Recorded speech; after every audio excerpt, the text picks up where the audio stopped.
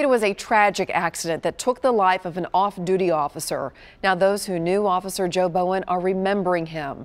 News Channel 5's Jonquil Newland learned he was a kind and loving family man. Officer Bowen was part of 3 generations of law enforcement, but his shift ended yesterday here at Smith Fork Creek. It affects everybody. I can't imagine, you know what the police department's going through. The flags flying outside the Lebanon Police Department are at half staff. When it's somebody you know, it really hits home. At the Lebanon Fire Department, Shift Commander Nick McCorkle recalls the times he worked with Officer Joe Bowen. But Joe was one that we ran a 24-hour shift together with. So he was a down-to-earth guy. Kind, quiet, funny, just a really good guy. That's how those who knew Officer Bowen describe him.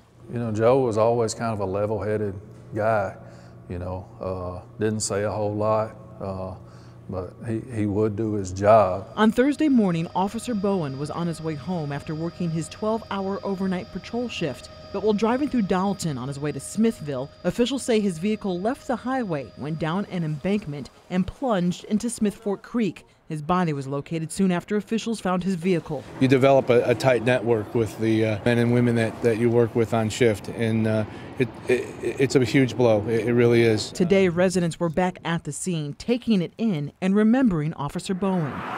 Flowers rest beside the highway where his truck left the road. And we learned today his death is the second from an accident in the same location. We're all going to stick together through this, and we're going to honor his memory. In DeKalb County, I'm Jonquil Newland, News Channel 5.